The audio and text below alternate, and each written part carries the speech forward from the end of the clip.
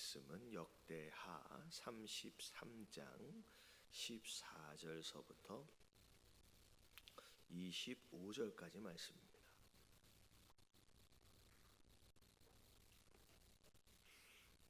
14절서부터 25절까지 교독합니다. 그 후에 다윗성 박 기혼 서쪽 골짜기 안에 외성을 쌓되 어문 어기까지 이르러 오벨을 둘러 매우 높이 쌓고 또 유다 모든 견고한 성읍에 군대 지휘관을 두며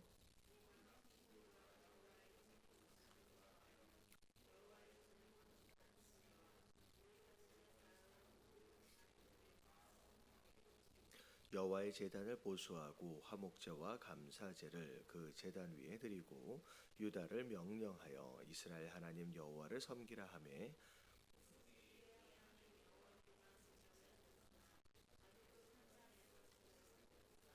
므낫세의 남은 사적과 그가 하나님께 한 기도와 선견자가 이스라엘 하나님 여호와의 이름으로 권한 말씀은 모두 이스라엘 왕들의 행장에 기록되었고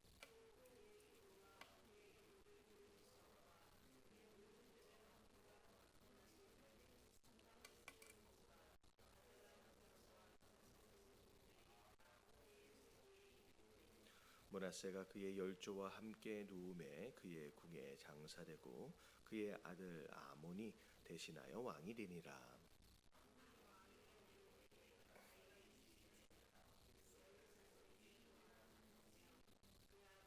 그의 아버지 므낫세의 행함같이 여호와 보시기에 악을 행하여 아몬이 그의 아버지 므낫세가 만든 아로색인 모든 우상에게 제사하여 섬겼으며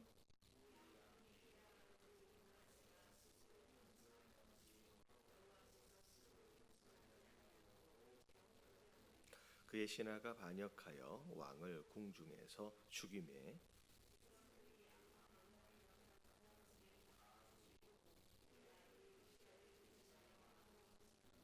아멘. 히스기야가 낳은 아들 므낫세가 왕이 되면서 굉장히 큰 악을 행하였습니다. 그런 가운데 하나님이 경고하셨음에도 불구하고 듣지 않는 가운데 하나님이 아수르 군대를 사용하셔서 므낫세를 바벨론 쪽으로 포로로 끌려가도록 이제 하시죠. 그런 가운데 포로로 끌려가서 굉장히 고통 가운데서 이제 므낫세가 하나님께 회개하며 기도하게 됩니다. 자, 그랬더니 그렇게 악을 행하였던 므낫세였음에도 불구하고 하나님이 므낫세의 기도에 회개의 기도를 들으시고 용서하십니다. 그래서 포로로 사로잡혀 갔던 이 므낫세가 다시 유다로 돌아올 수 있게끔 하나님이 은혜를 베푸시고 더군다나 돌아와서도 이제 다시 왕의 자리에 앉을 수 있도록 하나님이 허락하시죠.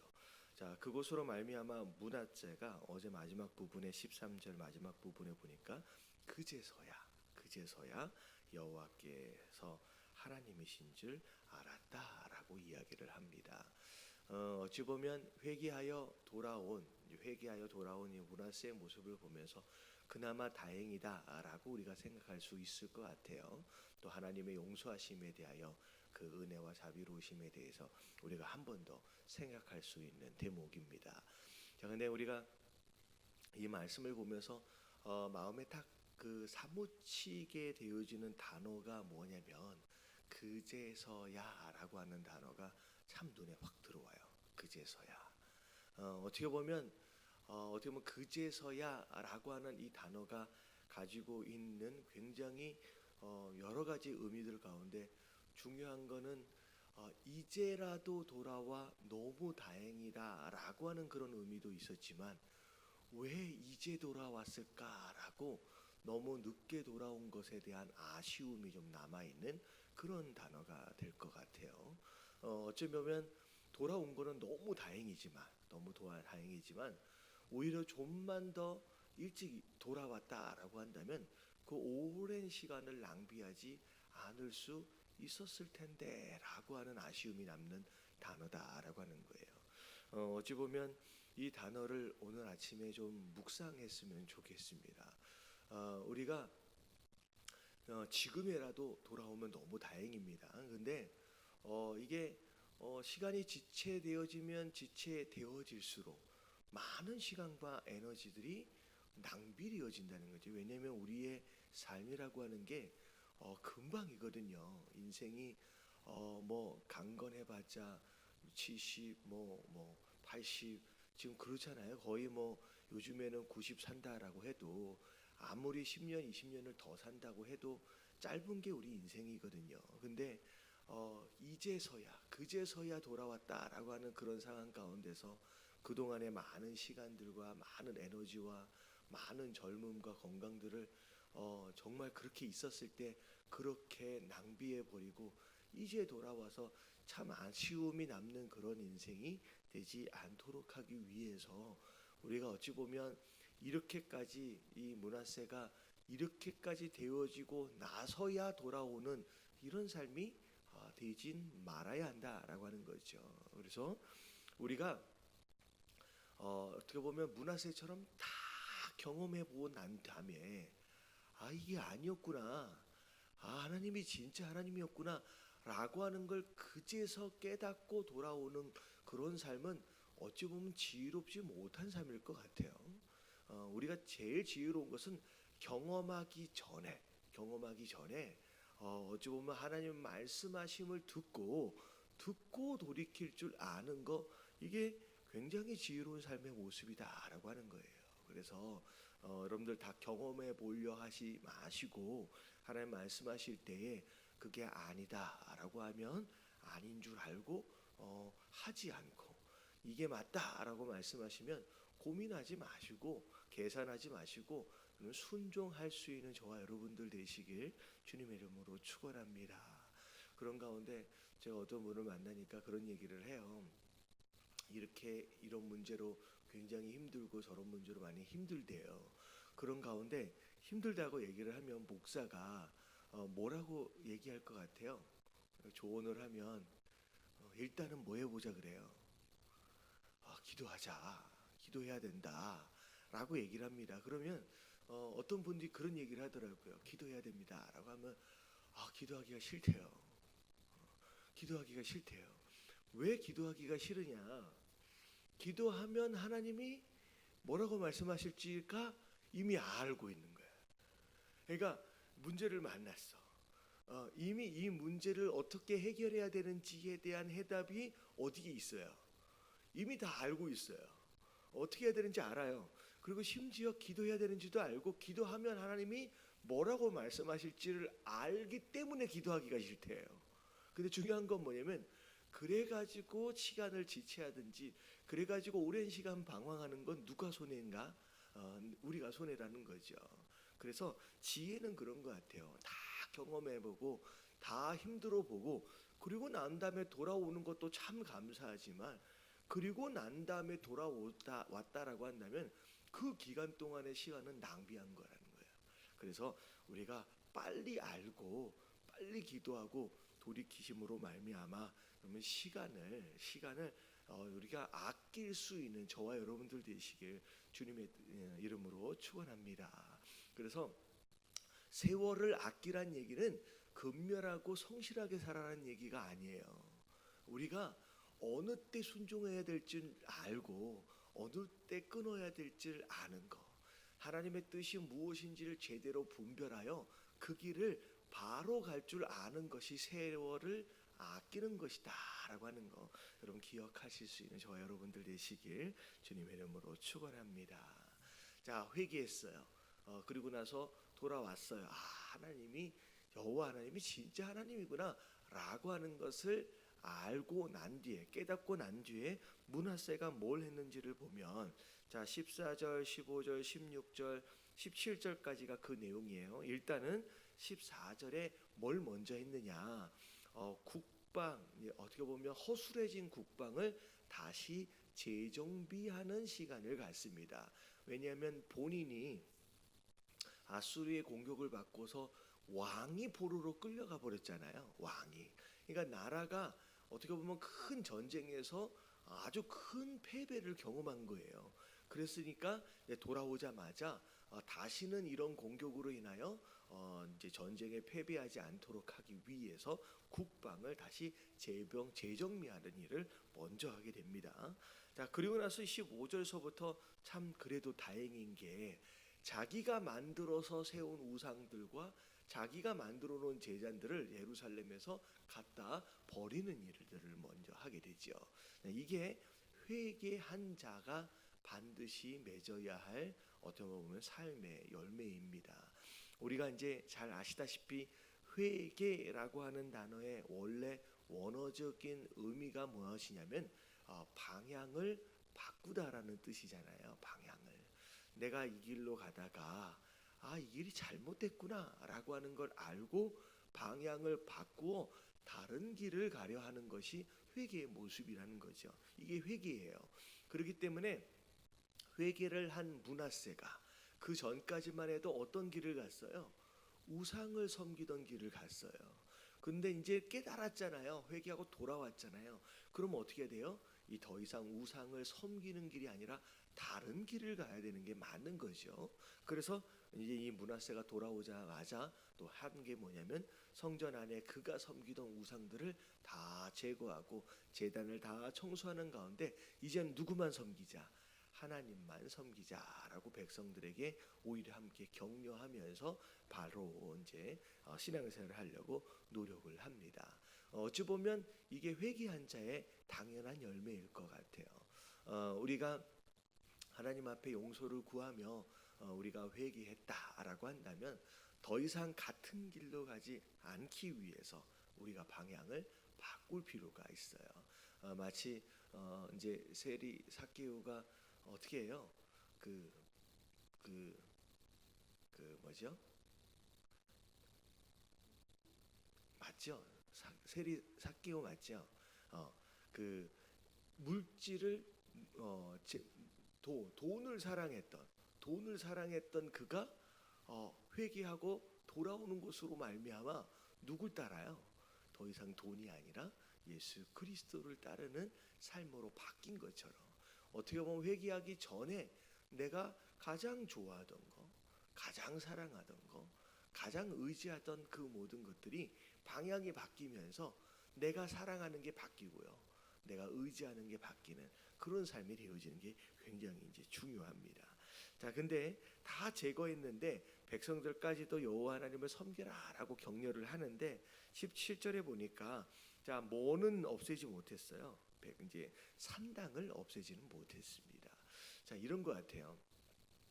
이 산당을 없애기 위해서 히스기야가 얼마나 애를 썼는지를 한번 생각해 보자고요. 그러니까 어떻게 보면 그 전에 수많은 왕들이 종교 개혁을 위해서 우상들을 다 무너뜨리고 헐어내고 하는 작업들을 많이 했지만 그 산당을 없애기 위한 시도 많은 부분에 있어서 많이 실수들을 이제 실패를 했습니다. 근데 히스기야가 정말로 이를 악물고 이 산당을 없애기 위해서 이게 이제 뭐랄까요? 이 그 유다 백성들 안에서 잘못된 가나안 족속들의 잘못된 토속 신앙의 근거지가 되는 장소가 이 산당이었거든요. 히스기야가 그걸 그렇게 없애보려고 애를 써서 그래도 히스기야 때는 이 산당을 없애는데 거의 성공을 했습니다.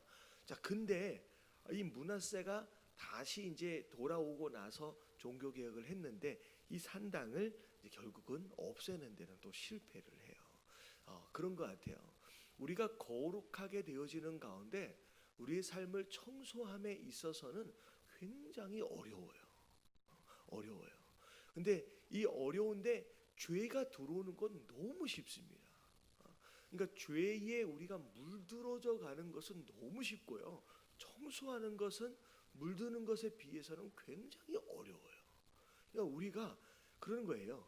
이걸 청소하고 회개하고 돌이키는데 얼마나 많은 수고로움이 필요한지. 죄악에 빠지는 건 너무 쉽거든요. 우리가 마음을 놔버리는 순간 금방 빠져버려요. 그러면 우리가 조금만 지혜로울 수 있다라고 한다면 우리가 어쩌면 청소하는 것이 어렵다라고 하는 것을 아는 가운데 우리가 더럽혀지는 것을 오히려 미리 방지하는 것이 오히려 더 지혜로운 방법일 것 같아요. 다 어질러 놓고서 청소하면서 고생하느니 어지러지지 않도록을 위해서 미리 애를 쓰는 것처럼. 이거 보세요. 산당을 짓는 것이 더 어려울 것 같지만 짓는 것은 훨씬 쉽고요. 허물어내는 게 그렇게 어려운 거예요. 우리가 돌아오는 수고로움이 너무 힘든 것을 아는 가운데 우리가 그런 길로 가지 않도록 미리 빠지지 않도록 조심할 수 있는 저와 여러분들 되시길 주님의 이름으로 축원합니다. 자, 그런 가운데 18절에 자 므낫세의 삶을 이제 다 정리를 하는데 정말로 하나님 앞에 범죄했던 거 그리고 우상을 섬겼던 거 바알과 아세라를 목상을 만들어 가지고 세워서 제단을 만들어서 예루살렘에 놔뒀던 거 이 모든 것들 그리고 돌아왔던 이 모든 것 회개했던 이 모든 것들이 다 왕의 행정들에 다 행장들에 다 기록되어졌다라고 나와 있어요. 이 내용들을 보면서 우리가 좀 이제 딱 연상되어지는 게 뭐냐면 이게 그냥 왕의 역사책에 기록되어졌다라고 하는 그 의미와 더불어서 사실은 우리가 심판대 앞에 딱 쓸 때 우리가 이 땅을 살았던 이 땅을 어떻게 살아졌는지에 대한 아주 소소한 내용들까지도 하나님의 그 책에 다 기록되어져 있을 거라는 거죠. 그럼 우리가 기억할 수 있다라고 그걸 알 수 있다라고 한다면 가능하면 우리 삶에 좋은 것들이 기록되어질 수 있도록을 위해서 우리 아이 좀 부끄러운 이런 내용들은 여러분들이 조금 뭐라 그럴까요? 좀 우리가 자제할 필요가 있지 않을까? 이게 다 기록되어져서 이제 다 보여질 텐데 이 하나님 앞에서는 빠짐이 없이 다 기록되어진다라고 하는 것을 기억하시는 가운데 여러분 우리가 하루하루 살아가면서 정말 아름다운 것들이 하나님의 책에 기록되어지길 위해서 우리가 오늘도 아름답게 사는 저와 여러분들 되시길 주님의 이름으로 축원합니다. 자, 그런 다음에 므낫세가 죽고 나서 아몬이 대신해서 왕이 됐는데 자 21절에 보니까 이 아몬이 22세의 왕이 됐습니다. 근데 몇 년 동안 예루살렘에서 왕이 나라를 다스렸느냐? 2년 동안밖에 다스리지를 못합니다. 자, 이게 너무 짧은 시간이잖아요. 이건 물론 무슨 문제가 있었겠죠.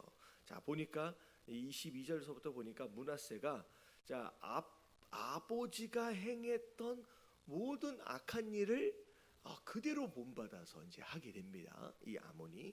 근데 아버지는 어떻게 했어요? 그 악한 일을 행했음에도 불구하고 마지막에는 돌아왔잖아요. 근데 23절에 보니까 스스로 겸손하여 돌아왔던 그 아버지의 모습은 닮아야 못 닮아요? 그건 못 닮았어요. 그러니까 어떻게 보면 악을 행하는 것은 본받고 돌아오는 어떻게 보면 회개의 모습은 본받지 않았다. 그러면 그냥 계속 악을 행했다라고 하는 것이죠. 그래서 자 하나님께서 이 아몬이 그렇게 범죄하는 거 어떻게 보면 므낫세보다는 그렇게 더 심하게 범죄하진 않았습니다. 므낫세가 더 많이 범죄를 했죠. 하지만 므낫세가 회개하여 돌아와서 다시 유다를 재정비하는데 해놨는데 이 아몬이 다시 또 거꾸로 되어지는 그런 길을 가려 하는 거예요. 그래서 하나님이 이 므낫세를 이제 심판하시죠. 자 24절에 보니까 신하들이 반역하는 것으로 말미암아 왕을 궁중에서 하나님께서 죽이심으로 말미암아 이 아몬이 2년 동안밖에 나라를 다스리지 못합니다. 그런 가운데 자 25절에 보니까 백성들이 이 아몬 왕에게 반역한 사람들을 또 어떻게 해요? 또 죽이게 되죠. 이제 사실 이런 거예요. 아몬 왕이 잘못했어요. 근데 이 아몬 왕을 하나님이 제거하고 심판하시기 위해서 누굴 쓰세요? 그의 신하들을 쓰십니다. 근데 중요한 건 뭐냐면 그 신하들은 하나님이 축복하시느냐? 그렇지 않아요. 그 신하도 어떻게 돼요? 또 제거되어집니다. 이게 영적인 원리예요. 굉장히 제가 자주 말씀드린 게 있어요. 여러분 절대 누군가 잘못하고 있는 누군가를 제거하는 일에 쓰임 받지 마세요. 이거는 별로 복된 삶이 아니에요. 물론 그 일을 위해서 하나님이 누군가를 사용하십니다. 근데 그 일에 사용되어지는 그 사람이 이 사람보다 더 깨끗하기 때문에 사용하지 않으세요. 이 사람하고 똑같은 사람을 사용하십니다. 오히려 더 악한 사람을 사용하세요. 그리고 이 일을 행하신 다음에 그 사람은 또 어떻게 돼요? 반드시 하나님 앞에 버림을 받게 되어집니다. 분열 왕국 시대의 시작도 마찬가지예요. 르호보암이 하나님 앞에 범죄했어요. 르호보암이 하나님 범죄했어요. 르호보암 때문에 결국은 여로보암으로 인하여 또 어떻게 돼요? 네, 왕이 때로 세워지면서 분열 왕국이 시작됐어요. 그런데 르호보암보다 여로보암이 좀 더 괜찮았느냐? 그렇지 않아요. 결국은 여로보암도 하나님이 심판하세요. 그러니까 이 누구예요? 이 아몬이 잘못했어요. 하나님이 이 아몬을 치시려고 누군가를 세우십니다. 근데 그 사람이 아몬보다 깨끗해서 세우시는 게 아니에요. 아몬하고 비슷비슷한 사람을 세워서 이 아몬을 제거하는 일에 쓰시고 어떻게 해요? 그 신하는 또 제거되어집니다. 그러니까 우리가 어떤 일도 마찬가지예요. 누군가가 잘못했어요. 그런 일에 하나님이 반드시 그 잘못한 일들을 하나님이 징계하시고 심지어 듣지 않으면 언젠가는 이제 심판하실 것입니다. 근데 그 징계와 심판의 도구로 쓰임 받지 마세요. 그것은 내가 한 번 사는 인생인데 그 일에 쓰임 받는 것은 별로 아름다운 일이 아니고 전 인생 전체적으로 볼 때 축복받는 일이 아니에요. 여러분 우리가 축복을 받는 일에 쓰임을 받아야 돼요. 우리가 누군가를 사랑하고 누군가를 섬기는 여러분 그 일에 쓰임 받는 여러분 저와 여러분들 되시길 주님의 이름으로 축원합니다. 꼭 어떤 사람들을 보면 정의감에 불타가지고 그 일에 마치 쓰임 받는 것이 하나님 앞에 굉장히 큰 되게 도구같이 된 것처럼 그런 식으로 생각하는데 여러분 절대 그렇지 않아요. 그래서 이게 보면 이게 인터넷이나 이런 데 이렇게 보면 누군가가 어떤 교회든 어떤 목사님이든 뭔가가 잘못했어요. 근데 그 일을 잘못했다고 막 주장하는데 인터넷에서 막 나서가지고 막 하는 사람들이 있잖아요. 여러분 그걸 어찌 보면 큰 그림 안에서 보면 그 일을 누군가는 해야 하는 일이었을 수 있어요. 그것을 잘못을 드러내기 위해서 누군가는 해야 하는 일들이 이었을 수 있어요. 근데 그 일을 하고 있는 그 사람은 복이 있는 사람이 없는 사람이에요. 여러분 그 일을 하는 그 사람은 복이 없는 사람이에요. 여러분 이걸 잘 알아야 돼요. 여러분 한 번밖에 안 사는 이 한 번의 인생을 여러분 그런 식으로 쓰임 받아서 축복받지 못하고 사는 인생이 되지 마시고요. 오히려 선한 일에 쓰임 받아 복된 인생을 사시는 저와 여러분들 되시길 주님의 이름으로 축원합니다. 그런 가운데 자 누가 왕이 됐느냐?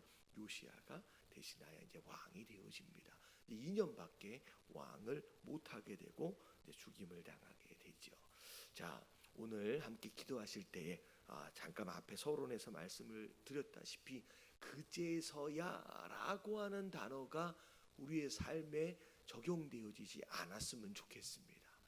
다 경험해보고 다 아파보고 그러고 나서 인생 다 낭비하고 난 뒤에 이제야 돌아오는 그런 인생 되지 마시고 경험하고 난 다음에 깨닫는 것은 여러분 미련한 거예요. 오히려 하나님 말씀하실 때 미리 듣고 깨닫고 먼저 돌이킬 줄 아는 바른 길을 가는 그래서 시간을 아끼고 세월을 아끼는 그런 인생이 될 수 있도록 해달라고 함께 기도하시고 그리고 나서 회개는 삶이 방향이 바뀌는 거예요. 내가 좋아하는 거, 내가 사랑하는 거, 내가 의지하는 것이 이제 바뀌는 거예요. 회개하여 돌아온다라고 한다면 이것이 바뀐 것에 대한 열매들이 우리 삶에 맺혀질 수 있도록 그리고 우리가 오늘 어떻게 살았느냐라고 하는 이 모든 것들이 여러분 하늘에선 다 기록되어지고 있습니다. 하나도 빠짐없이 정말 아름다운 것들로 이 하루 잘 기록되어질 수 있도록 해달라고. 그리고 절대 우리는 나쁜 무엇인가를 징계하든지 심판하는 그런 도구로는 쓰임받지 않도록 정말로 누군가를 사랑하고 섬기고 누군가를 세우는데 그렇게 좋은 도구로 쓰임받아 복을 받는 그런 인생이 될 수 있도록 해달라고. 우리 다 같이 주님 한번 부르짖고 통성으로 기도하며 오늘 하루를 시작하도록 하겠습니다. 기도합니다.